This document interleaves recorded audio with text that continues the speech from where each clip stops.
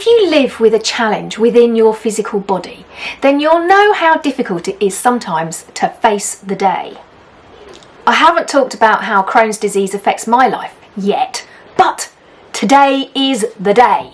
Don't worry, I won't be going into any gory details, but hopefully it will help you, especially if you are newly diagnosed or if you're someone who struggles with it.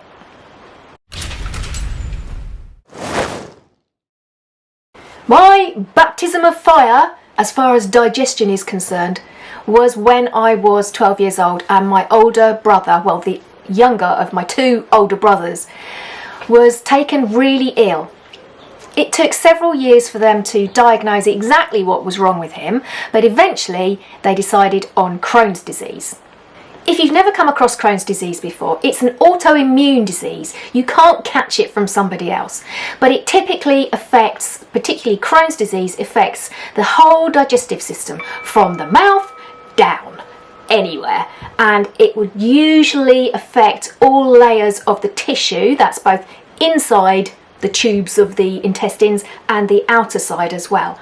And it can really be anything from mouth ulcers through ulceration right the way down through your system.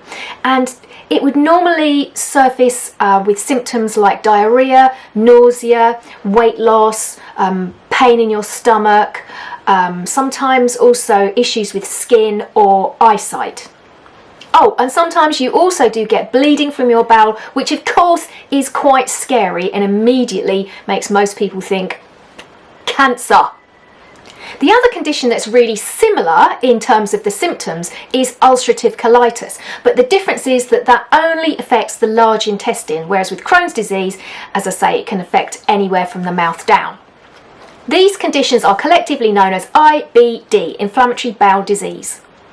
I witnessed my brother becoming really ill over the next 15 years, and he really went through a lot. He went through the mill. He had lots of surgeries, lots of different sorts of drugs, some new things that they were trying out, but nothing really made him that much better. And unfortunately in 1996 he died from a completely unrelated condition. 3 years later, in 1999, I was pregnant with my first son, and during that pregnancy I started getting some of the symptoms.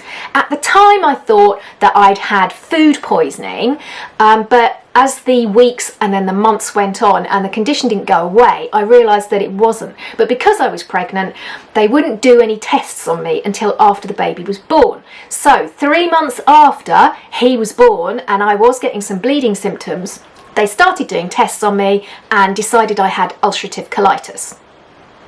After that diagnosis, I was given a drug called mesalazine, which is an anti-inflammatory drug.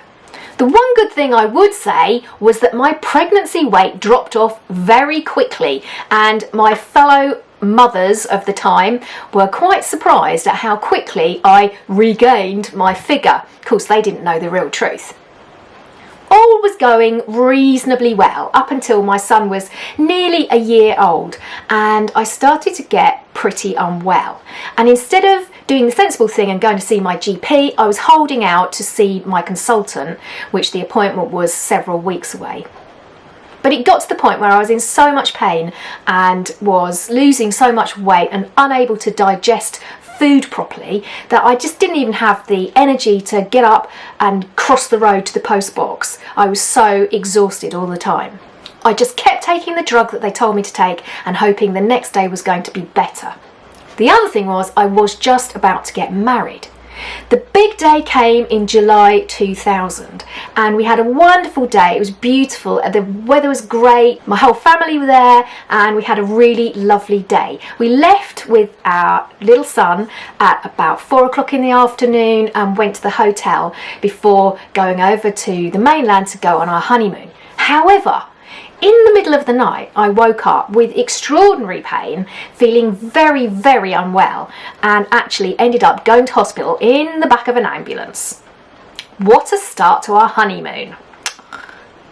At the hospital, they gave me a huge dose of steroids, and at one point they did talk about possibly having to operate on me on that day because they were very worried about there being a possible perforation. However, things did start to go in the right direction for me. The steroids made everything seemed to calm down, and about 2 weeks after our wedding day I was allowed home. After that, it took quite a few years of tests because they were still talking about me having ulcerative colitis, but eventually I was diagnosed with Crohn's disease because of the way it has affected my whole digestive system and not just the large intestine. And these days they are calling it Crohn's colitis for me, which is kind of confusing, but anyway, in those years I have definitely learned to live with it and shape my life accommodating Crohn's disease. I later discovered through some research that number one, IBD can quite often appear between siblings, although not necessarily in a hereditary sense. I think there's still a lot more work to do on that. But I wasn't massively surprised when I discovered that I also had an inflammatory bowel disease after the experience with my brother. And secondly, I discovered that pregnancy can quite often trigger that autoimmune response. So I'd probably had this my whole life, but the pregnancy hormones were what fired it up. Stick with me to the end of the video because I'm going to give you my top tips for coping with it. I'm lucky enough to be able to work at home, so if I'm having a day where I'm feeling a bit rough, or if I'm having a flare-up, then I can still get on with stuff. I can't imagine what it would be like if I had a sort of 9-to-5 job and I had to go somewhere where I was perhaps working in a supermarket, or if I was a nurse or something like that and I couldn't just quickly pop to the toilet if I needed to. If you're someone who's in a job like that and you have been newly diagnosed with IBD, then I would suggest you talk to your employer, because it's really up to them to accommodate somebody who has a genuine bona fide disability. In the UK, there are definitely laws that will protect you against any sort of discrimination against disabilities. So try and work with your employer to get them to understand and educate them as to what you need to be able to function in your job properly. On a day-to-day basis, on my better days, there are still two things that I have to battle with, and one of them is urgency, because Crohn's disease does not like waiting. If you need to go to the loo, you need to go pretty quickly. The other thing that I battle with on a day-to-day basis, and this happens without fail every day, is fatigue. It's kind of like being bashed in the face with the frying pan of exhaustion. You just get hit by this wave of concrete, like your body is suddenly so much heavier and denser, and you just haven't got the energy to pick yourself up and do things. Plus you get brain fog, you can't concentrate, you can't always think straight or talk in a way that's useful. So people that I know that not to phone me after about 4 o'clock in the afternoon, and that I don't, generally speaking, do things in the evening, and I just chill out. I usually finish work at about 3. By 4 o'clock I'm making dinner for us all. By 5 o'clock I've pretty much had dinner and cleared everything away, and then I'm just going to bed. But I'm not going to bed to sleep necessarily, just to rest and just kind of recuperate. Some people find it useful to take breaks throughout the day, but for me, I'd rather get things done and then have my break at the end of the day. As part of my work, pre-COVID days, I used to do lots of school visits and library visits and book events and anything to do with being able to showcase my books. Now, I have a tried and tested routine that helps me cope with these things, and that is, in the few days that run up to the event, I tend to just eat rice or rice and egg, because that is really easy for me to digest. And it also keeps hunger at bay and gives me enough energy to function properly. On the day itself, I make sure I have my backpack with me, and more of that later in the tips, and take with me some chocolate, some painkillers and some oatcakes. When I get to the place, I also make sure I know exactly where the toilets are and make sure that I've got enough time between sessions to be able to visit the loo if I need to. My biggest fear around doing anything of this sort of nature, particularly if I'm in a school and perhaps doing an assembly or something like that, is standing in front of a whole hall of children and suddenly getting that feeling of, I need to go to the loo. Thankfully, that has never happened yet, touch wood, but I think that's probably because of these strategies that I've put in place and the fact that I try not to eat before I go, because it's the eating that starts off the digestion for me. Of course, not every day is going to be one of my better days. Sometimes I do have a flare-up, and that can be all of those symptoms that I talked about before, with having a really upset tummy, lots of pain, feeling really exhausted and just generally very unwell.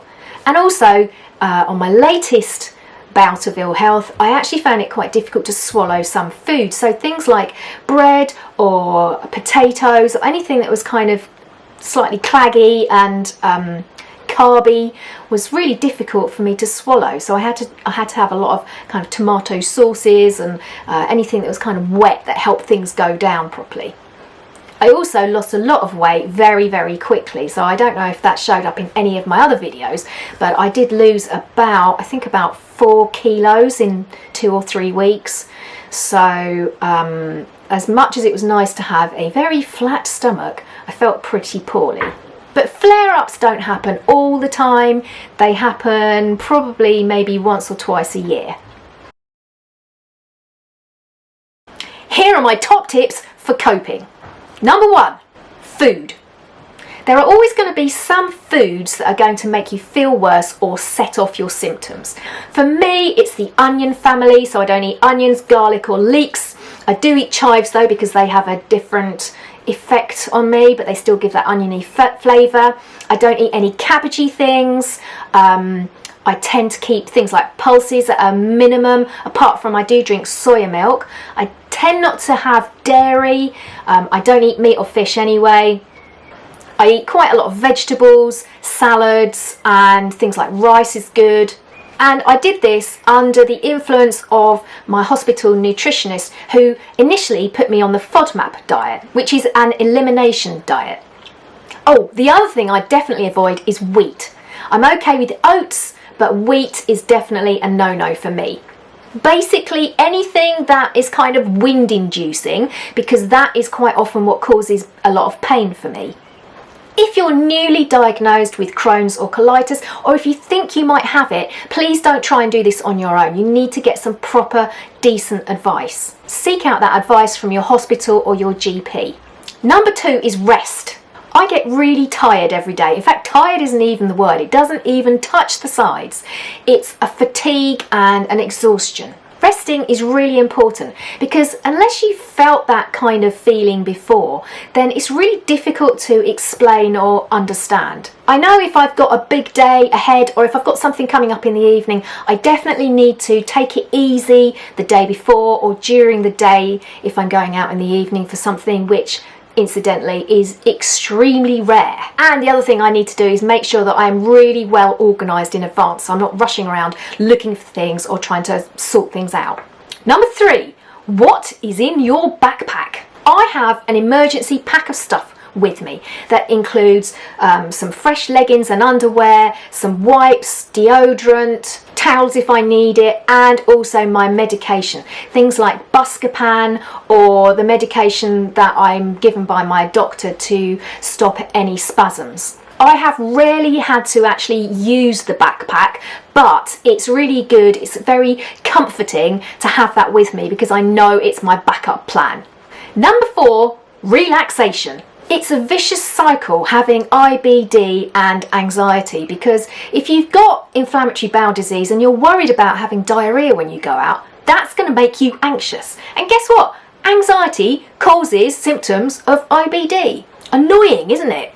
Doing something to snip that cycle is really, really good. So things like I do yoga and meditation, but you might want to do things like any other forms of exercise, or Tai Chi, Pilates, anything that really just brings down your anxiety levels. The other thing that I find really helpful, and that I've been a big advocate for on this channel, is doing something creative. Through my latest bout of ill health, which I'm just coming out of the other side of now, I've definitely found doing some painting or drawing really, really helpful. It has helped me to eliminate that anxiety, or certainly bring it down a lot, and my symptoms have started to abate.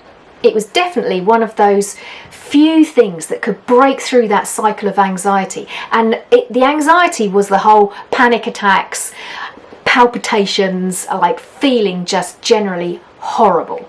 Number 5 is understand your condition. I read up a lot about Crohn's disease and ulcerative colitis when I was first diagnosed, and of course I also had the experience of my brother that was very helpful to me. It made me feel a lot more in control of a very scary situation, particularly because I had such young children at the time. I also know it's extremely important to take your medication when you're told to do it. So when I first was given mesalazine, I used to have to take 2 tablets in the morning and 2 tablets in the evening. And as I say, I had very young children at the time, so quite often I would forget the evening dose. And guess what happened? Yes, I had a flare-up. And in discussions with my consultant, he decided to put me on a high dose of a slow release version of the drug. So I now take 4 tablets in the morning, and that lasts me all day. And I've been doing that for over 10 years now. And I've got a system in place where when I come down in the morning, make a cup of tea and take the tablets then. Well, that's some of my story. I do have endoscopies about every 3 years, so if you're somebody who has been newly diagnosed and you've never had one before, I have some really good strategies to help with that. So if you want to see a video like that, then drop me a comment and I'll see if I can do one. I hope this has helped, especially if you are staring down the rabbit hole of the newly diagnosed. And also, if you have this problem or something similar, then I'd love to hear about your experiences. And also, if you have any tips that might help other people. Next week, it's a draw with me. We're doing a flower wreath with some beautiful spring flowers. So join me next Friday. In the meantime, I'm off to eat my whole weight in dairy-free chocolate. So I'll see you next time. Nanu, nanu!